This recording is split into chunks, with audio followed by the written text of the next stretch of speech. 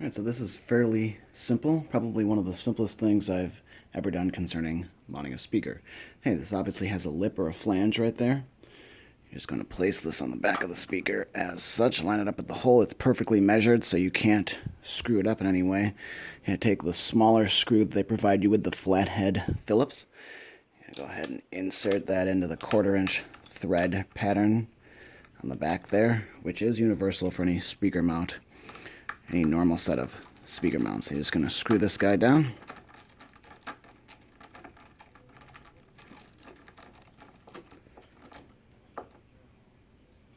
Make sure he's tight.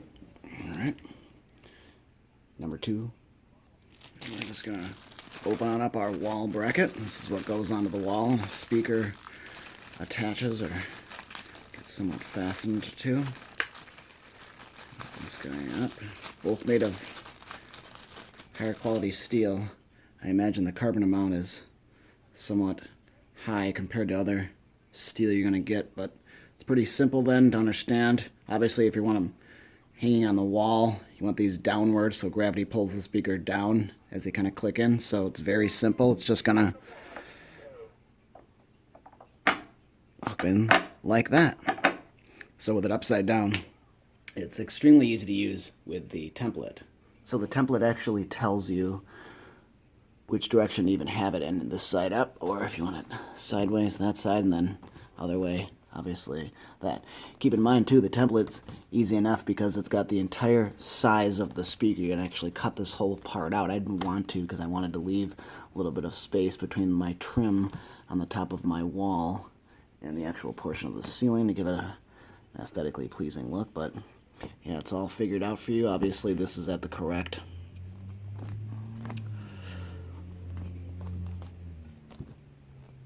dimension, diameter, and all that, so this is how it's going to go on, and then you'll just hang the speaker. Now, there is felt, somewhat, or foam, between this and then between that and the speaker. So these do make direct contact, but there is a piece of foam, I believe they call it, in between there.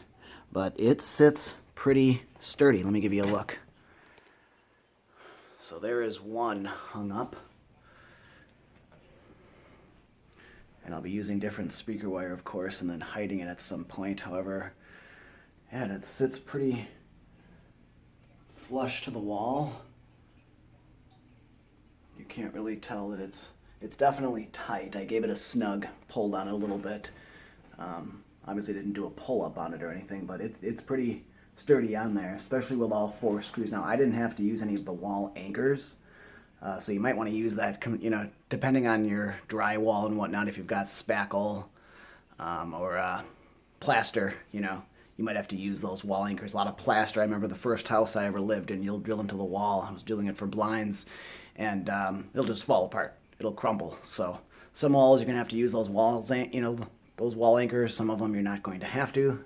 I didn't have to for these. Just 4 of the Phillips screws go right into the wall. Mount the wall bracket and connect the speaker to that. It's that simple. Here's a shot at the wall mounting bracket.